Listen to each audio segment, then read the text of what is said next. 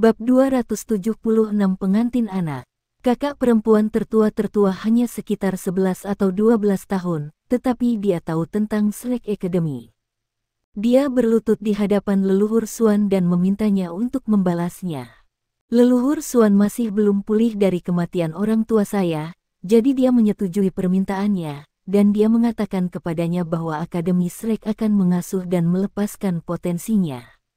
Dia memiliki satu syarat, dan itu adalah dia harus menjaga Akademi Shrek selama sisa hidupnya, dan dia harus menjadi pengantinku. Kakak perempuan tertua membuat sumpah tanpa ragu-ragu sama sekali. Bei berhenti sejenak dan berkata, "Saya pikir kalian bisa menebak apa yang terjadi setelahnya."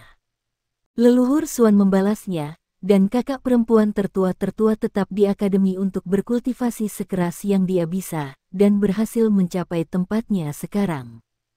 Ketika saya tumbuh dewasa setelah itu, leluhur Swan mulai tenang, dan dia menyesal memaksa kakak perempuan tertua untuk bersumpah. Dia menyebutkan lebih dari sekali bahwa kakak perempuan tertua tidak harus menjunjung tinggi sumpahnya. Lagi pula, dia lebih dari 10 tahun lebih tua dariku, dan menungguku tidak praktis atau realistis sama sekali. Namun, kakak perempuan tertua bersikeras untuk mempertahankan sumpahnya. Dia memberitahu leluhur Swan bahwa dia akan tetap menjadi pengantinku, apapun pilihan yang akan kubuat di masa depan.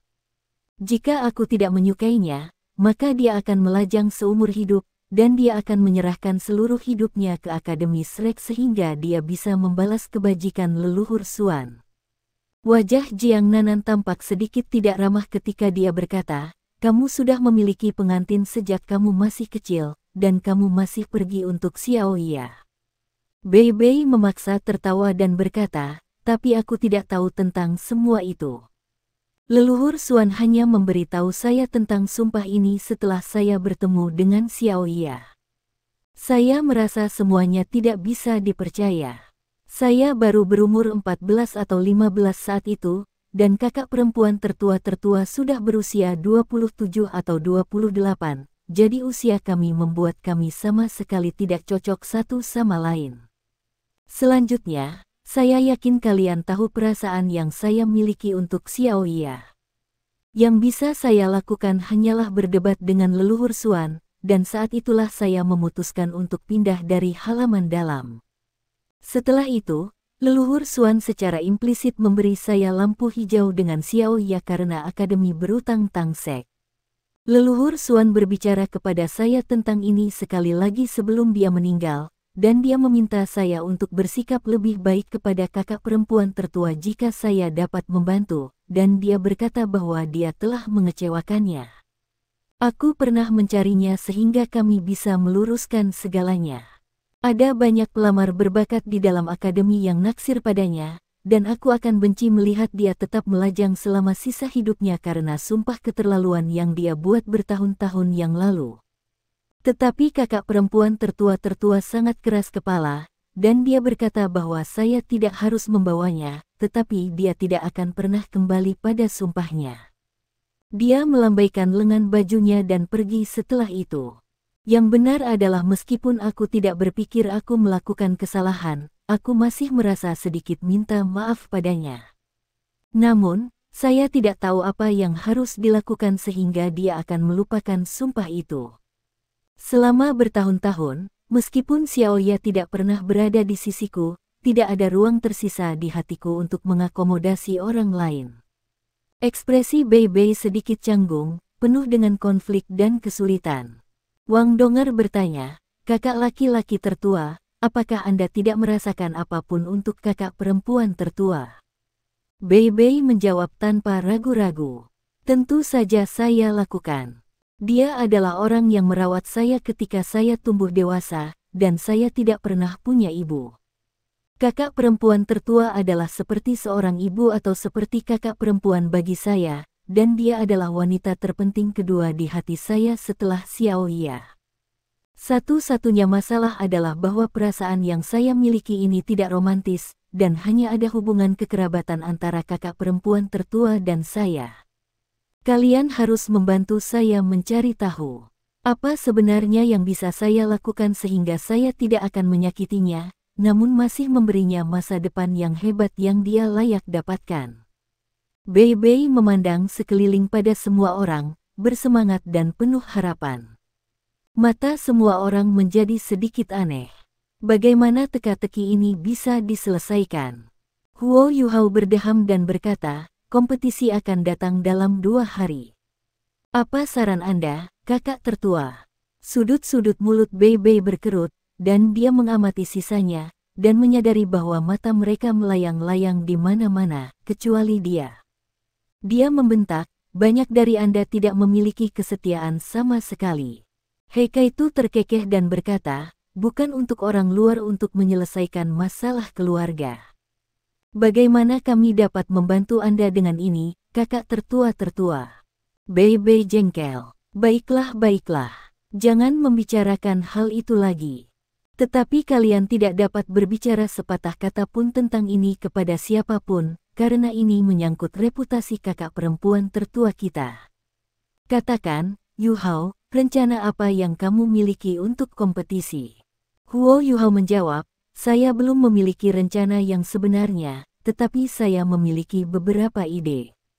Kompetisi ini akan memiliki 167 tim yang berpartisipasi karena sekte diperbolehkan untuk berpartisipasi, dan beberapa putaran pertama akan menjadi babak penyisihan, sampai babak 32 terakhir sebelum babak penyisihan grup dimulai.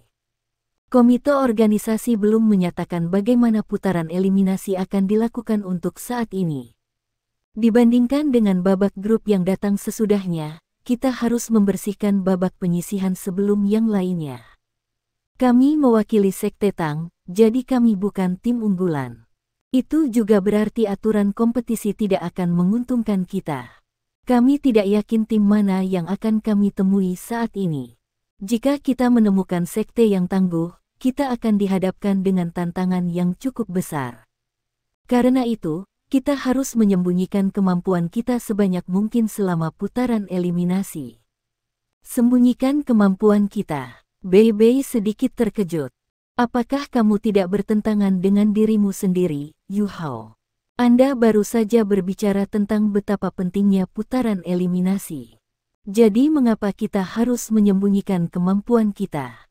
Huo Yuhao menjawab, itu tidak bertentangan, kakak senior tertua. Yang ingin saya katakan adalah, kita harus menyembunyikan kemampuan kita sebanyak mungkin asalkan kita bisa menang di babak yang sama. Penampilan kami sangat berbeda dibandingkan dengan 5 tahun yang lalu, dan ada begitu banyak sekte dalam kompetisi ini, jadi tidak akan banyak yang masih mengenali dan tahu tentang kami.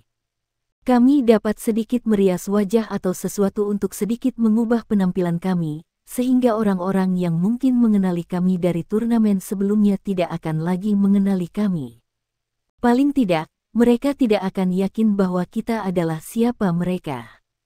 Jika kita tidak terlalu sial, dan selama kita tidak bertemu dengan Sun Moon Imperial Soul Engineering Academy di babak pertama, kecil kemungkinan kita akan dikenali. Mata Bei Bei berbinar dan berkata, itu ide bagus. Orang-orang yang akan memiliki kesan kita dari turnamen sebelumnya adalah anggota tim cadangan, yang telah menjadi anggota tim utama di musim ini.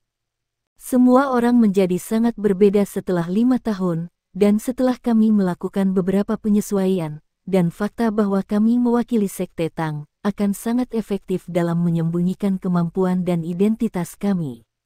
Su Sanxi mengerutkan kening dan berkata, kita bisa mengubah penampilan kita, tetapi kita tidak bisa mengubah jiwa bela diri kita. Bagaimana mereka tidak bisa mengenali kita begitu kita melepaskan jiwa bela diri kita? Huo Yuhao tersenyum misterius dan berkata, itulah yang saya maksud ketika saya mengatakan bahwa kita harus melakukan semua yang kita bisa untuk menyembunyikan kemampuan dan identitas kita sehingga mereka tidak bisa mengenali kita. Kita bisa melakukannya dengan cara ini. Diskusi mereka tentang taktik pertempuran berlanjut selama lebih dari 2 jam, dan disimpulkan agar Bei Bei bisa beristirahat. Huo Yuhao dan kawan-kawannya melakukan beberapa diskusi lagi dan latihan pada hari berikutnya, dan membenarkan bagaimana putaran awal akan dilakukan. Di tingkat tertinggi Brilliant Delight Hotel, Wang Qiwer berdiri dengan tenang di balkon setengah lingkaran yang luas dan menatap ke kejauhan. Pemandangan itu mempesona. Dari tempat ini, dia bisa melihat hampir setengah dari Radiant City. Hanya ada 8 kamar serupa di tingkat tertinggi Brilliant Delight Hotel. Mereka dikenal sebagai Villas in the Sky, dan mereka sangat mewah dan mewah. Dikatakan bahwa suatu malam harganya 3.000 koin jiwa emas, harga selangit. Tempat ini bisa dikatakan sebagai hotel paling mahal di benua. Setiap villa memiliki pintu melengkung, seolah-olah ruangan itu adalah kastil. Ada aula untuk menampung tamu, ruang konferensi besar, dan 20 kamar dengan ukuran berbeda yang terdiri dari kamar tidur, pusat kebugaran, dan ruang teh. Ada taman di langit yang luasnya lebih dari 200 kaki persegi, dan ada kolam renang yang berjarak 20 meter di setiap sisi di tengah villa. Ada kubah melengkung di atas air biru kehijauan, dan orang akan bisa melihat kilauan biru lembut dan samar di sekitar kolam renang di malam hari. Menatap kubah di malam hari terasa seolah-olah seseorang sedang menatap langit berbintang yang tak terbatas, dan keindahan itu benar-benar mempesona. Bahkan ada arena sparring miniatur di villa, yang dibangun dengan bahan khusus dan alat jiwa tipe pertahanan. Itu bisa mempertahankan sebagian besar keterampilan jiwa di bawah peringkat jiwa sage. Tim Akademi Shrek semuanya terkejut ketika mereka pertama kali memasuki villa ini.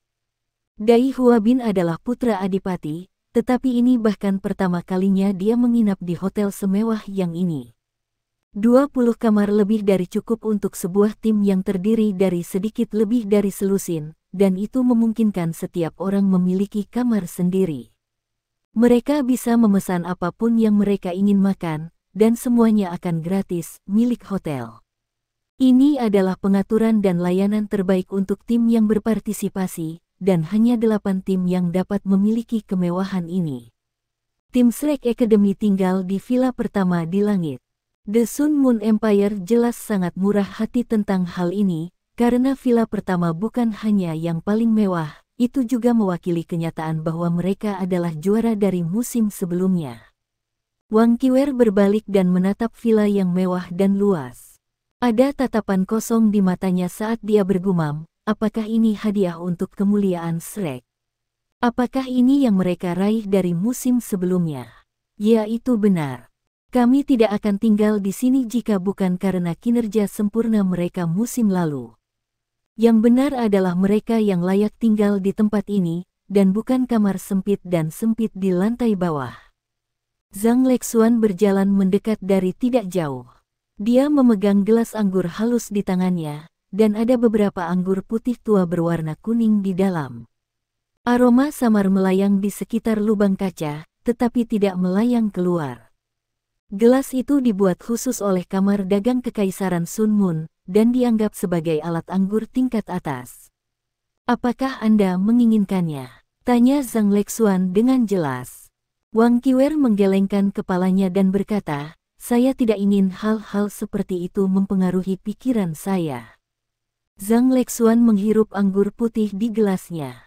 Anggur itu diisi dengan aroma buah kental dan kaya yang diwarnai dengan sedikit asam, dan rasa samar acar prem melekat di mulutnya. Kadang-kadang Anda harus belajar cara rileks, Anda terlalu lelah. Saya seperti Anda sebelumnya, tetapi saya menyadari setelah itu bahwa itu bukan cara untuk pergi, dan itu akan mempengaruhi kultivasi saya secara negatif. Anda jauh lebih buruk daripada saya bertahun-tahun yang lalu. Emosi Anda sangat erat, dan sangat tegang. Pasti ada yang salah jika Anda terus seperti ini. Aku tidak. Penolakan Wang Qiwer dingin dan garing. Zhang Lexuan menatapnya, geli, dan berkata, kamu tidak. Saya pernah ke sana dan melakukan itu, dan saya terlalu akrab dengan keadaan Anda sekarang. Anda seperti saya bertahun-tahun yang lalu. Sejak Anda kembali dengan Huo Yuhao, saya belum melihat senyum muncul di wajah Anda. Anda selalu melamun ketika Anda tidak mendorong semua orang selama pelatihan. Itu pasti karena Huo Yuhao, apakah aku benar? Wang Qiwer sedikit membeku, tetapi tetap diam. Dia tidak berusaha memperdebatkan hal itu. Zhang Lexuan berkata dengan jelas, apakah Anda pikir Anda punya peluang? Wang Qiwer masih diam, tapi tanpa sadar mengepalkan tinjunya. Kamu tidak punya kesempatan, Saya tidak berharap Anda menjadi seperti saya. Zhang Lexuan tertawa. Dia tampak tertawa bahagia, tetapi air mata muncul jauh di dalam matanya yang indah. Seperti kamu, Wang Qiwer menatapnya dengan pandangan ragu-ragu. Zhang Lexuan tersenyum dan berkata, itu benar. Itu karena kita berdua mencintai seseorang yang tidak mungkin kita bersama.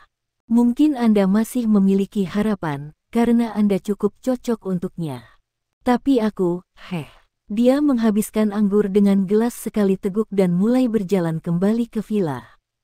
Wang Qiwer memperhatikan sosoknya yang gemetar dan sedih, dan mulai mengikutinya tanpa sadar. Zhang Lexuan tiba-tiba berhenti di jalurnya. Punggungnya masih menghadap Wang Qiwer ketika dia bertanya, katakan padaku, Qiwer, apakah wanita harus bergantung pada pria seumur hidup? Wang Qiwer menjawab tanpa ragu, tentu saja tidak. Zhang Lexuan berbalik, dan matanya menjadi setajam biasanya. Maka kamu harus menunjukkan kepadanya bahwa kamu lebih kuat dari dia. Bahkan jika Anda tidak bisa mendapatkan cintanya, Anda tidak bisa membiarkannya melihat betapa rapuhnya Anda, dan Anda tidak bisa membiarkannya melihat sisi lemah Anda. Ini adalah martabat terakhir yang bisa kita miliki. Wang Qiwer fokus, dan bisa melihat keras kepala Zhang Lexuan, dan bahkan sedikit kegilaan di tengah segalanya.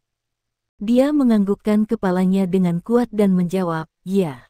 Aturan kompetisi akhirnya diumumkan pada hari berikutnya, dan setiap tim yang berpartisipasi menerima beberapa instruksi dari komite organisasi.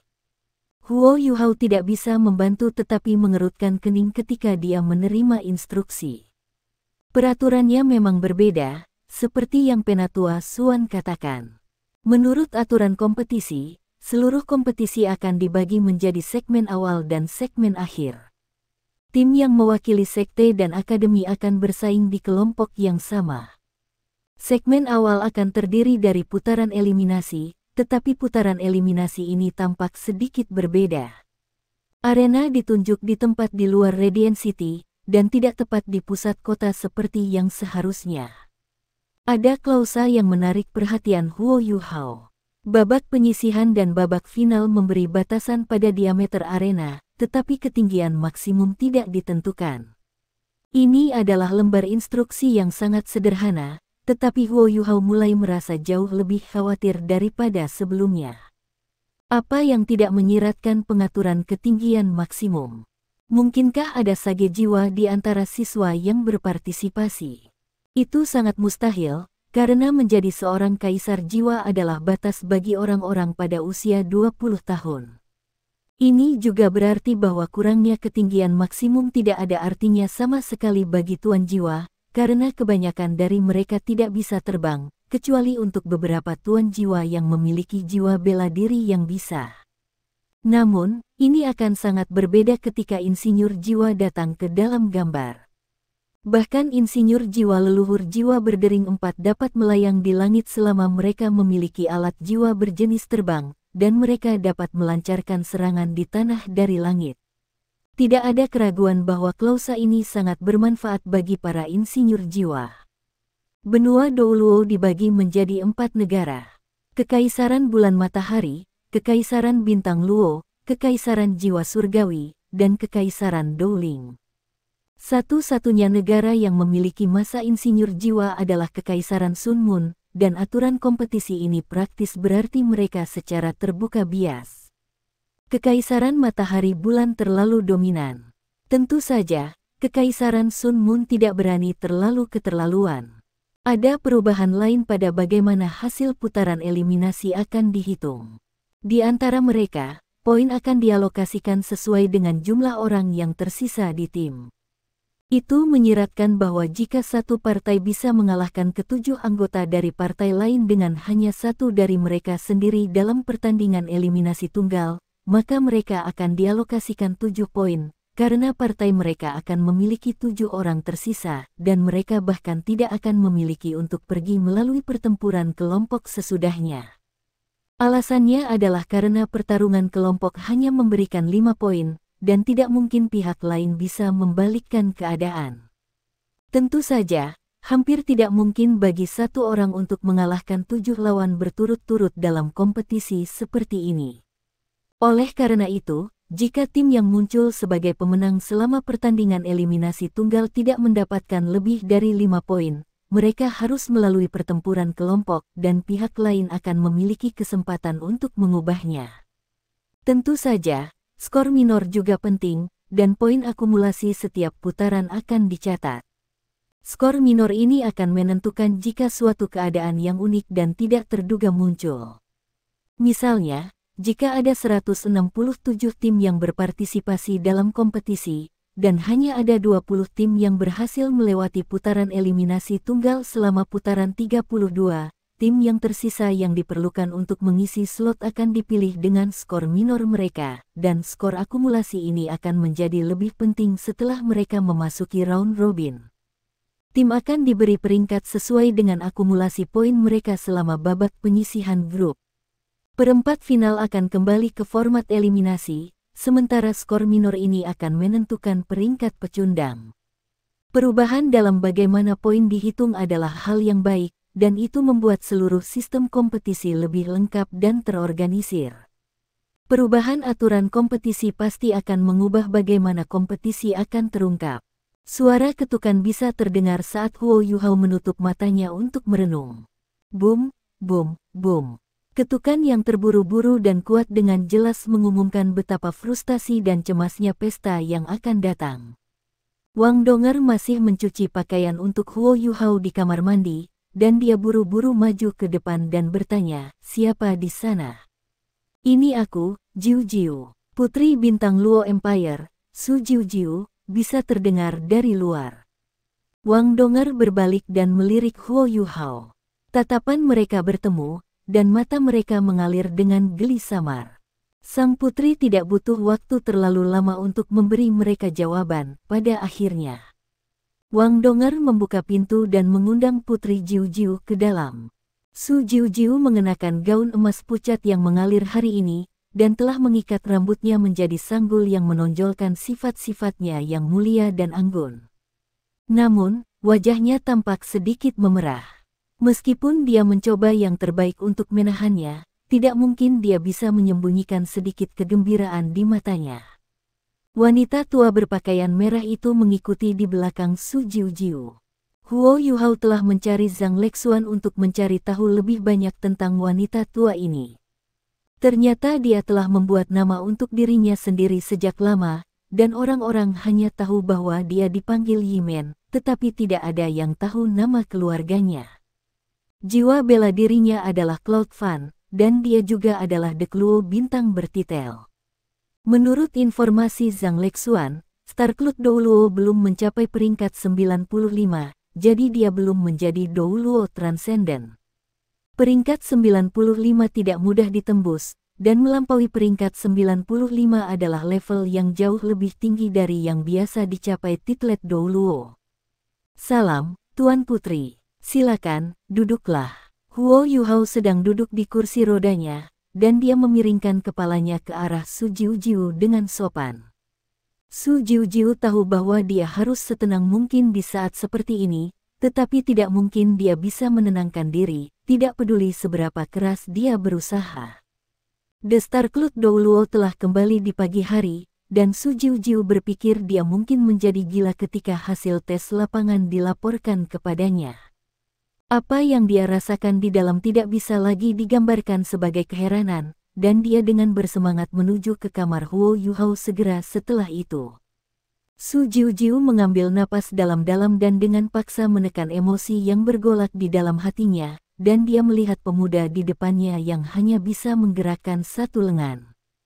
Huo Yuhao tersenyum, dan dia tampak tidak berbahaya seperti sebelumnya, seolah-olah dia tidak tahu apa yang dilakukan sang putri di sini.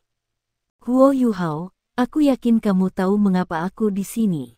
Putri Jiu-Jiu telah melihat dan mengalami banyak situasi yang berbeda, dan dia akhirnya berhasil memaksakan emosinya kembali meskipun dia digerakkan ke dalam. Huo Yuhao mengangguk, dan dia dengan cepat menarik senyum di wajahnya. Dia berkata dengan marah, "Anda harus berada di sini karena aturan baru kompetisi." Kekaisaran Sun Moon terlalu keterlaluan, mereka tidak menetapkan batas ketinggian untuk kompetisi. Ini adalah aturan yang hampir dibuat khusus untuk memberi manfaat bagi insinyur jiwa Kekaisaran Sun Moon. Su Jiu-Jiu sedikit terkejut. "Apa katamu?" Huo Yuhao menyerahkan instruksi di tangannya padanya. Meskipun Su Jiu-Jiu memikirkan sesuatu yang lain, kompetisi besar masih sangat penting, dan dia masih harus memperhatikannya. Su Jiu-Jiu sebentar memindai instruksi dan segera mengerti apa yang coba dikatakan Huo Yuhao. Alisnya terkunci bersamaan ketika dia berkata, "Menurutmu apa yang harus kita lakukan?" Ketenangan mengambil alih ekspresi marah di wajah Huo Yuhao. "Kita harus secara kolektif memprotesnya." Su Jiu-Jiu mendengus dan berkata, "Dan menurutmu itu akan berhasil?" Huo Yuhao tersenyum dan berkata, "Kita masih harus mencoba. Setidaknya, kita harus memberi mereka beberapa tekanan, sehingga mereka tidak akan menambahkan apapun setelahnya." Su Jiu-Jiu memiringkan kepalanya dan berkata, "Kita akan membahas ini nanti. Kami telah bereksperimen dan menguji coba Zuge Divine Crossbow Cannon Anda dan botol susu yang telah Anda berikan kepada kami." Ekspresi Huo Yuhao tetap tidak berubah. "Bagaimana hasilnya?" Su Jiu-Jiu menatap senyum kasual di wajahnya, dia benar-benar ingin mencubitnya sekeras yang dia bisa. Dia bergumam dengan dingin, "Apakah kamu sangat bangga?" Huo Yuhao bereaksi kaget, "Apakah saya? Lalu apa yang kamu tersenyum?" Jawab Su Jiu-Jiu dengan marah. Huo Yuhao tidak tahu apakah harus tertawa atau menangis. "Bukankah tersenyum sebagai bentuk penghormatan padamu, Tuan Puteri?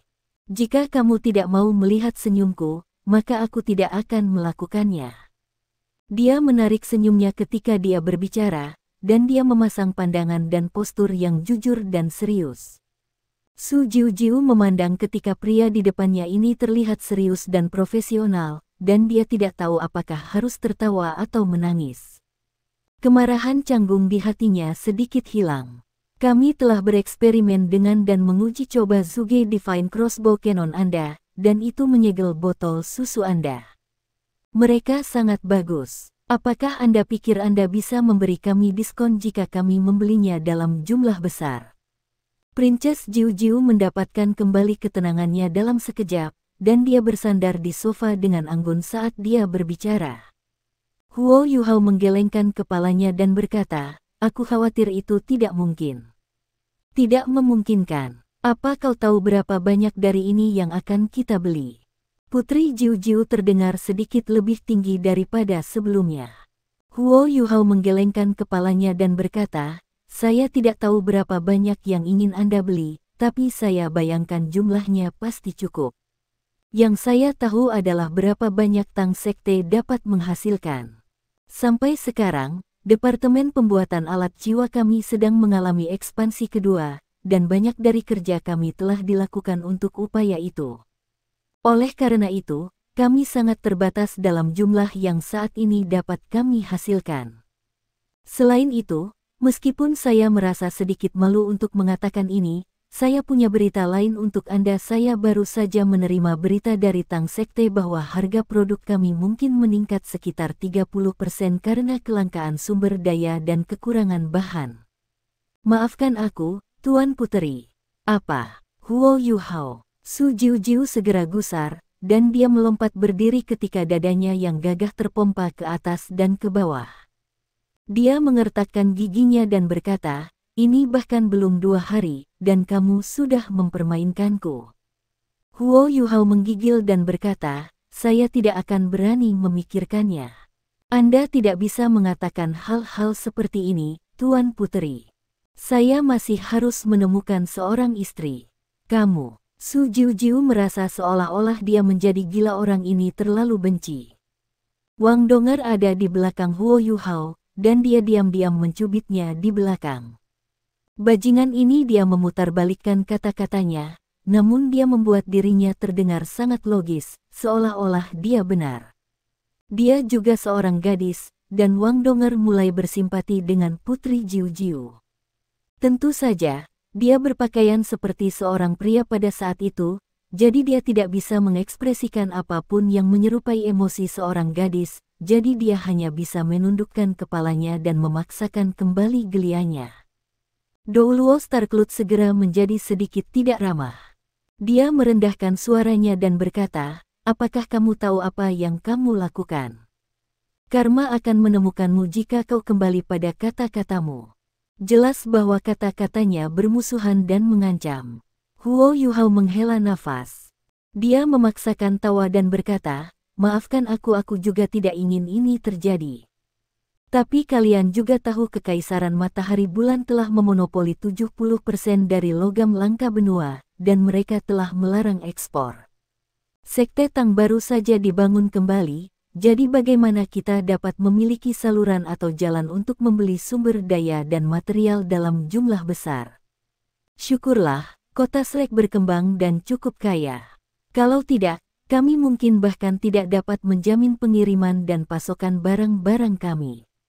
Kurangnya sumber daya dan bahan pasti akan mengarah pada kenaikan harga. Tidak ada yang bisa saya lakukan tentang itu. Su Jiu berkata dengan marah, cukup dengan omong kosong itu. Beberapa dari Anda membuat keputusan dalam Sekte Tang. Selain itu, apakah Anda berani mengklaim bahwa Sekte Tang tidak berhubungan dengan Shrek Academy? Bagaimana kalian bisa kekurangan bahan dan sumber daya dengan Shrek Academy mengarahkan sumber daya dari Shrek City? Selain itu, yang Anda butuhkan untuk merakit Suge Divine Crossbow Cannon Anda adalah baja yang relatif padat. Su Jiu bertanggung jawab atas kecerdasan Star Luo Empire, jadi dia tidak mudah untuk menipu. Huo Yuhao menghela nafas dan berkata, karena itu masalahnya, maka Anda dapat mengetahui berapa banyak pelanggan yang kami miliki saat ini. Baik Kekaisaran Jiwa Surgawi dan Kekaisaran Dowling sama-sama mitra bisnis penting bagi kami. Anda benar, tubuh luar Suge Divine Crossbow Cannon kami hanya membutuhkan baja keras. Tetapi bagaimana dengan susunan-susunannya? Bisakah kita benar-benar membuat susunan formasi ini tanpa logam langka? Su Jiu tertawa dingin dan berkata, kita tidak bisa membongkar susunan formasi. Itu akan meledak jika kita melakukan itu, sehingga kamu bisa mengatakan apapun yang kamu inginkan tentang itu. Huo Yuhao mengerutkan kening dan berkata, Putri, jika Anda terus bernegosiasi dengan saya dengan sikap menolak seperti itu, saya percaya tidak perlu bagi kita untuk melanjutkan negosiasi ini. Jika kita ingin menjadi mitra, kita harus membangun kemitraan ini berdasarkan rasa saling percaya dan manfaat sebagai dasar. Saya benar-benar menyesal tentang kenaikan harga, tetapi benar-benar tidak ada yang bisa kita lakukan tentang itu. Bagaimana dengan ini Anda dapat kembali dan menenangkan diri, dan Anda dapat menghitung berapa banyak Suge Divine Crossbow Cannons dan botol susu kami yang disegel bernilai setelah inflasi sebelum kami melanjutkan negosiasi lebih lanjut. Huff, Su Jiu mendengus marah sebelum dia mulai berjalan keluar dari ruangan.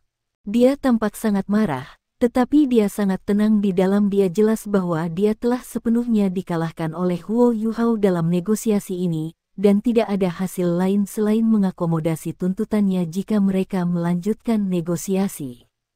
Tapi dia benar-benar tidak mau melakukan itu.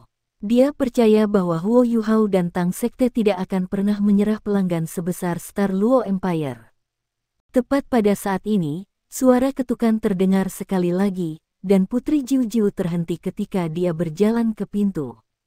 Wang Dong'er berjalan untuk membuka pintu, dan ada dua gadis cantik dan seorang pria paruh baya berdiri di luar. Orang yang berdiri di depan kelompok itu adalah seorang gadis muda dengan pakaian putih panjang. Dia memiliki kualitas dingin dan renyah tertentu tentang dirinya, dan wajahnya sangat menarik. Gadis ini juga sedikit terkejut ketika Wang Dong'er membuka pintu, dan matanya sepertinya mencari ingatannya saat dia bergumam, kamu. Siapa kamu? Wang Dong'er tersenyum dan berkata, apa? Apakah kamu tidak mengenali saya, Musue? Saya Wang Dong. Kami sudah berkenalan untuk beberapa waktu. Dong'er berpakaian seperti seorang pria adalah sesuatu yang kebanyakan gadis tidak bisa menolak. Meskipun Wang Dong dulu memiliki rambut pendek, ketampanannya yang tak tertandingi sudah cukup untuk memikat setiap gadis. Musue berdeham, dan es di wajahnya sedikit meleleh. Oh, itu kamu. Ketika saya terakhir bertemu Huo Yuhao, gadis di sampingnya sangat mirip dengan Anda. Wang Dong'er menjawab dengan jelas, namanya Wang Qiwer, dan dia bagian dari tim yang mewakili Akademi Shrek. Saya percaya Anda akan bertemu dengannya segera selama kompetisi. Dia adikmu. Jelas bahwa mata Musue berbinar karena penasaran dan keinginan untuk bergosip. Wang Dong'er tersenyum. Apakah kamu di sini hari ini untuk bertanya padaku tentang hal-hal seperti itu? Musue membeku, dan dia melotot ke arahnya sambil berkata, bisakah kita masuk ke dalam sekarang? Apakah Huo Yuhao ada? Kami sudah melakukan percobaan dan uji lapangan dengan item yang dia berikan kepada kami. Kami di sini hari ini untuk berbicara tentang menjadi mitra bisnis. Wang Dong'er membuka pintu dan memberi isyarat untuk mengundang mereka masuk. Mereka bertiga memasuki ruangan, dan mereka berlari langsung ke Putri Jiu Jiu, yang baru saja berdiri di sana. Mata Su Jiu Jiu tidak berhenti pada Musue, dan dia melihat ke arahnya ke arah gadis kedua di belakangnya. Gadis ini mengenakan gaun kuning panjang, dan dia tampak sangat lembut. Air tampak berliku-liku di dalam matanya yang indah, dan Su Jiu Jiu masih bisa merasakan kelembutan halus meskipun dia memandangnya dari jauh. Gadis ini bahkan lebih cantik dari Musue. Wei Na, seru Su Jiu Jiu. Gadis muda itu menatapnya dan berkata, kenapa kamu di sini, Jiu Jiu? Suara menyenangkan gadis berpakaian kuning itu bisa terdengar saat dia mengambil beberapa langkah ke depan. Dia memiliki ekspresi kejutan yang menyenangkan di wajahnya. Wei Na dan Musue adalah bagian dari perusahaan dari Kekaisaran Jiwa Surgawi yang telah bertemu Huo Yuhao dan Wang Dong'er ketika mereka berada di dalam hutan bintang besar Do. Pria paruh baya yang menemani mereka di sini hari ini adalah Mo Feiyun, pria yang sama yang memimpin kelompok saat itu. Huo Yuhao membalik kursi rodanya dengan satu tangan, dan dia tersenyum pada Mo Feiyun. Salam, Paman Mo. Sudah lama. Mo Feiyun heran ketika dia melihat keadaan di mana Huo Yuhao berada. Yuhao, kamu. Huo Yuhao memaksa tertawa dan berkata, saya mengalami kecelakaan. Saya hanya bisa menggerakkan lengan ini saat ini. Dia menggerakkan lengan kanannya saat berbicara. Musue dan Wei Na melihat ke atas ketika mereka mendengar percakapan Huo Yuhao dan Mo Feiyun. Musue juga tertegun sejenak ketika dia melihat Huo Yuhao duduk di kursi roda. Kamu, apa yang terjadi padamu? Kenapa kamu seperti itu? Belum lama berselang dia bertemu Huo Yuhao dan Wang Qiwer. Dia tidak pernah menyangka bahwa pemuda yang energik dan menakutkan ini dari sebelumnya akan menjadi cacat ketika mereka bertemu lagi. Huo Yuhao tertawa mengejek dirinya sendiri. Mungkin ini adalah hukumanku karena melanggar wilayah udara ibu kota Kekaisaran Jiwa Surgawi. Salam, Musue. Halo, Wei Na. Halo. Wei Na menatap Huo Yuhao, dan jelas bahwa matanya mengalir dengan belas kasihan dan simpati. Adalah hal yang mengerikan bagi seorang guru jiwa untuk dapat menggerakkan hanya satu lengan, tetapi dia tampak sangat berpikiran terbuka tentang hal itu. Panitia penyelenggara telah mengalokasikan ruang tingkat terendah untuk tim dari Sekte Tang, dan sekarang ada begitu banyak orang berdiri di dalam sehingga rasanya sedikit sesak. Huo Yuhao memandang Su Jiu Jiu dan berkata, apakah kamu tidak akan kembali untuk memikirkan hal ini, Tuan Putri? Aku tidak akan mengantarmu keluar, kalau begitu. Su Jiu Jiu menatap tajam ke matanya. Dia mendengus dingin dan berkata, aku belum melihat Wei Na dalam waktu yang lama. Aku akan menemaninya sebentar lagi. Matanya berangsur-angsur menjadi cerah ketika dia berbicara. Tidak ada pertanyaan bahwa Huo Yuhao telah merencanakan pertemuan yang tampaknya kebetulan ini. Huo Yuhao secara alami mengerti apa yang dia coba katakan. Dia tertawa pahit dan berkata, apakah kamu percaya padaku jika aku mengatakan ini semua kebetulan? Bagaimana menurutmu? Su Jiujiu mengangkat dagunya. Baik, kalau begitu pikirkanlah seolah-olah saya sudah merencanakannya. Huo Yuhao berkata dengan putus asa, tempat saya agak kecil, semuanya. Silakan duduk sesuka Anda. Huo Yuhao sedikit terkejut karena orang yang berbicara kepadanya di antara mereka bertiga bukan Mu Sue atau Mo Feiyun, itu adalah Wei Na, gadis yang tampaknya rapuh dan lembut. Dia melangkah maju dengan senyum di wajahnya dan tiba di depan Huo Yuhao. Halo, Yuhao, bisakah kita membahas ini secara pribadi? Huo Yuhao terdengar sedikit tidak berdaya. Lihat, ruangannya hanya besar. Saya takut berbicara secara pribadi akan sangat sulit. Wei Na berkata, jika kamu tidak keberatan, aku bisa mendorongmu ke kamarku. Saya akan mengirim Anda kembali setelah kami menyelesaikan negosiasi kami. Tidak, dua suara wanita yang berbeda bisa terdengar berseru bersamaan. Wang Dong'er bukan salah satu dari mereka. Suara-suara itu milik Mu Sue dan Putri Jiujiu. Urgensi dan tergesa-gesa kembali ke mata Su Jiujiu, sementara mata Mu Sue mengalir dengan kewaspadaan dan kewaspadaan. Wang Dong'er tersenyum ke satu sisi, dan senyumnya agak aneh dan menyeramkan. Namun, tidak ada orang lain selain Huo Yuhao yang memperhatikannya. Huo Yuhao berkata dengan putus asa, tolong, semuanya. Saya hanya cacat. Mu Sue mendengus dan berkata, tidak masalah, saya harus hadir.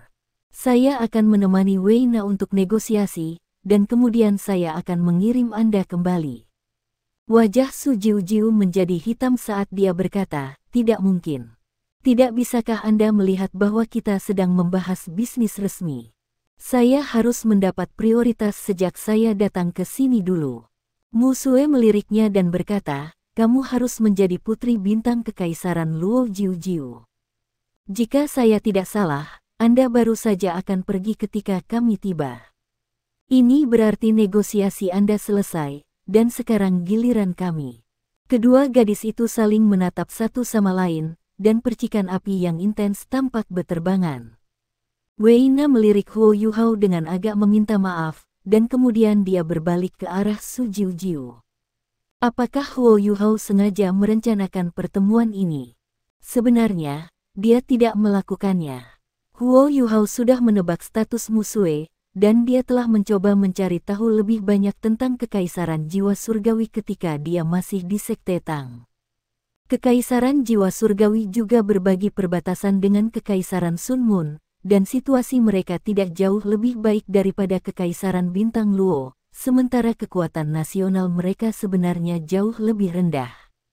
Kemungkinan bahwa kekaisaran jiwa surgawi akan berada dalam bahaya yang jauh lebih besar. Huo Yuhao telah menyelidiki lebih lanjut melalui agen intelijen kota Shrek ketika dia menyadari dengan terkejut bahwa gadis yang lembut dan cantik, Wei Na, adalah putri kerajaan jiwa surgawi. Meskipun statusnya masih tidak bisa dibandingkan dengan status Su Jiujiu di kekaisaran Luo Star, dia masih seorang putri.